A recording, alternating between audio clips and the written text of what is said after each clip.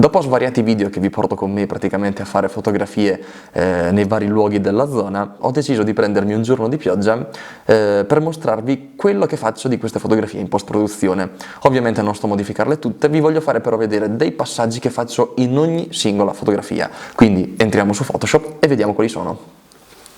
Come potete vedere ho preso praticamente questa fotografia che ho scattato su al lago del Barbellino, in cui praticamente sono andato già a realizzare questo bracketing. E che cosa succede? Capita spesso, soprattutto se utilizzate delle lenti che non abbiano la massima qualità visiva come quelle che utilizzo io, che nelle zone di contatto tra le alte e le basse luci si formino praticamente questi aloni verdi e viola, ed è un difetto dell'immagine che in questo caso può passare magari inosservato, ma ci sono situazioni in cui in realtà è molto più accentuato, e quindi questa è praticamente una delle prime cose che io vado ad eliminare quando poi vado a post-produrre le mie foto in post-produzione. E come faccio? Creo una copia del file dal quale appunto andrò a rimuovere l'aberrazione cromatica. A questo punto vado su filtro camera raw. Il filtro camera raw ci si apre e noi semplicemente ci spostiamo sulla voce ottica.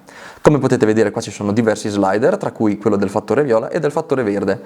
Andiamo magari a zoomare in una zona in cui entrambi i colori sono ben presenti, e come potete vedere vi fa scegliere qua sotto sia le tonalità del viola da andare a mascherare, sia quelle del verde, che sono comprese tra appunto queste due virgolette. Dovrebbe andare bene così. L'unica cosa che ci resta da scegliere è semplicemente andare a portare questo slider verso destra fino a quando dalla fotografia non vediamo che il viola sparisce. Tac. E facciamo lo stesso per il verde. Se vediamo che tirando troppo a destra il verde dell'aberrazione cromatica non viene cancellato, possiamo andare ad ampliare lo spazio che c'è tra queste due alette, nella speranza che poi dopo quei verdi, eccolo qua, quei verdi vengano compresi all'interno della selezione e spariscano. Però il computer non ha l'intelligenza di capire quando questi colori sono aberrazione cromatica e quando invece fanno parte del paesaggio che avete fotografato. Quindi a che cosa serve quella copia? Diamo l'ok, e poi per evitare che questi verdi vengano cancellati anche dalla fotografia che abbiamo fatto nelle zone in cui in realtà questi verdi appartengono al paesaggio, che cosa faccio? Su questa foto creo una maschera di livello, la inverto e con il pennello, con opacità al 100% tranquillamente, vado a spennellare solo sulle zone appunto in cui è presente l'aberrazione cromatica, con un pennello bianco, perché vi ricordo sempre che il bianco rivela e il nero nasconde, quindi con il pennello bianco vado a spennellare solo sulle zone in cui è presente l'aberrazione cromatica. In questo modo abbiamo praticamente concentrato l'azione di quel filtro soltanto sulle zone specifiche che intendevamo andare a manipolare. Quando però vi capita di avere un'aberrazione cromatica troppo presente nella fotografia, questa regolazione può comunque lasciarvi dei difetti che comunque diciamo sporcano un pochino la perfezione dell'immagine, e quindi dobbiamo andare a riempirli noi con questo strumento fortissimo che ora vi faccio vedere.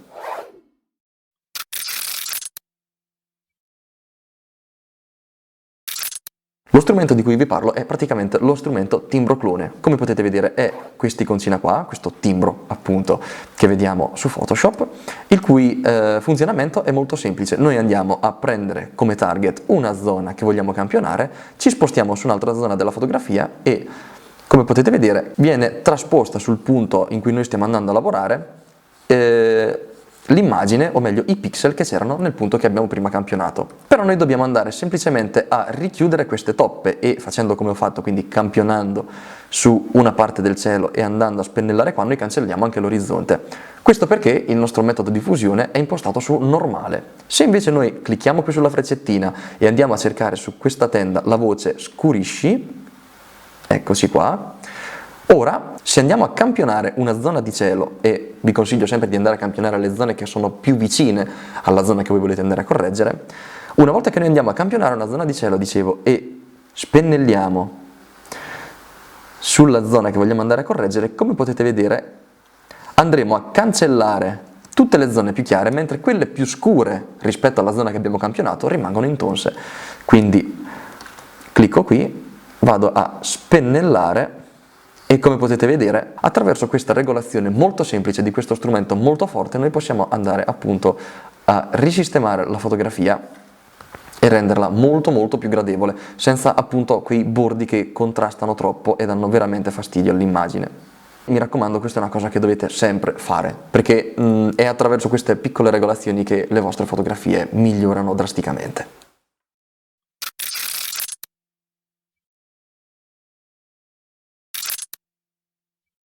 La terza regolazione invece che faccio in ogni mia fotografia, e questa è forse più importante delle altre, ancora più importante, perché sì, si va sempre a lavorare sulle parti piccole della fotografia, si vanno sempre ad aggiustare quei dettagli in maniera minuziosa, ma questa forse è una delle tecniche che più impattano sulla vostra fotografia, ed è praticamente, in inglese chiamata così, si chiama edge patrolling. L'edge patrolling che cos'è? È semplicemente andare a scandagliare tutti i bordi della vostra fotografia lentamente e cercare quelli che sono tutti quei piccoli dettagli che non avevate notato, ovviamente attraverso lo schermo piccolo della macchina fotografica, che entrano in fotografia e che in un certo senso rubano parte dell'attenzione dal soggetto principale. Per esempio, come potete vedere, io ho deciso di utilizzare questa foto proprio perché ci sono questi massi, queste rocce che rubano parte dell'interesse, appunto, che è in realtà dovuto al soggetto. In questo caso, molto semplicemente, quindi, io vado a selezionare questa roccia e vado a riempirla attraverso il contenuto, quindi riempi in base al contenuto, do l'ok, vediamo. Ecco qua, già Photoshop per esempio qui ha fatto un buon lavoro, anche qui per esempio vado a riempire in base al contenuto, poi magari per i dettagli più piccoli posso usare lo strumento pennello correttivo al volo. Molto semplicemente andiamo a cercare un'area che magari ha ancora qualche zona tipo questa, per esempio c'è un sassolino sul bordo, ve lo zoom un pochino, che mi infastidisce, semplicemente ci vado a spennellare sopra, eccolo qua, e Photoshop praticamente chiude quella selezione andando ad attingere ai vari pixel che sono nella zona perimetrale o circostante, insomma, alla spennellata che abbiamo fatto. E come potete vedere l'angolo sinistro è già molto più pulito e lo sguardo viene di conseguenza incanalato verso ciò che è il soggetto principale. Questa, fidatevi, forse è tra tutte le varie modifiche, insomma, che faccio su ogni singola foto, questa è la più importante. Questa è quella che cambia la fotografia e che la rende veramente, veramente molto più piacevole alla vista.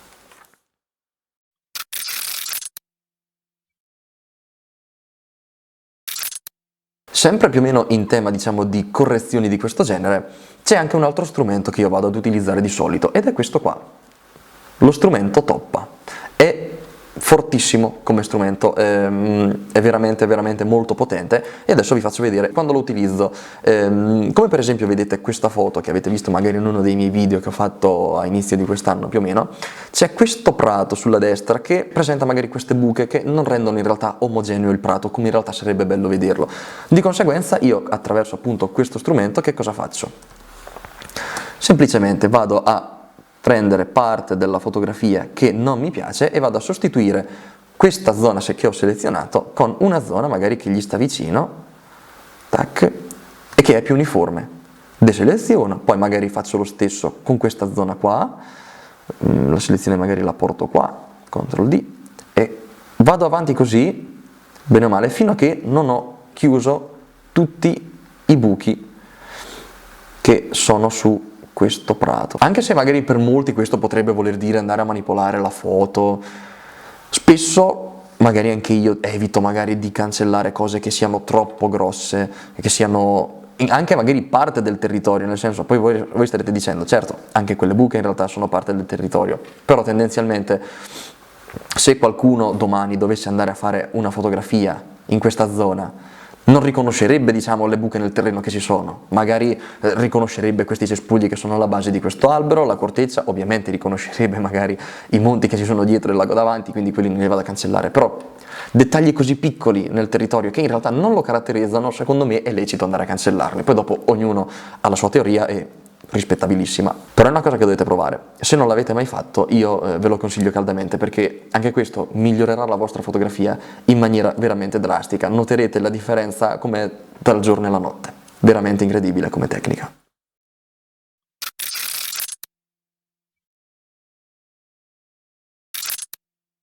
Ora, E molto spesso vi capiterà magari quando andate a fotografare di sbagliare il bilanciamento del bianco, magari avete i gradi Kelvin troppo alti per una certa zona e magari avrete quindi una dominante blu o una dominante più gialla nella vostra fotografia. Se scattate in RAW ovviamente non è un problema, però bisogna comunque andare a correggere questo difetto in post-produzione. Questa è una cosa che potete fare anche da Lightroom. Io per esempio ho preso questa fotografia qua che il bilanciamento del bianco in realtà va già abbastanza bene, vado su filtro camera RAW. Se vado su colori, come potete vedere ho bilanciamento del bianco. Se vado a selezionare questa pipetta e mi sposto sulla fotografia, in alto a destra qua su, dove c'è l'istogramma, appariranno i valori appunto RGB. Per cercare diciamo il miglior bilanciamento del bianco dovremo andare a cliccare sulla zona i cui valori appunto RGB sono più simili possibile. E se clicco su questa zona, come potete vedere, i valori RGB diventano uguali e la fotografia insomma viene modificata. Secondo me in realtà non è la cosa migliore da fare, perché appunto magari ci sono fotografie che hanno bisogno di un bilanciamento del bianco che sia più spostato verso il magenta, oppure più spostato verso il ciano, o come spostato verso il giallo piuttosto che il verde. E quindi come faccio io per andare a regolare magari in maniera più fina queste regolazioni? Semplicemente andare ad aumentare al massimo, al 100%, vividezza e saturazione.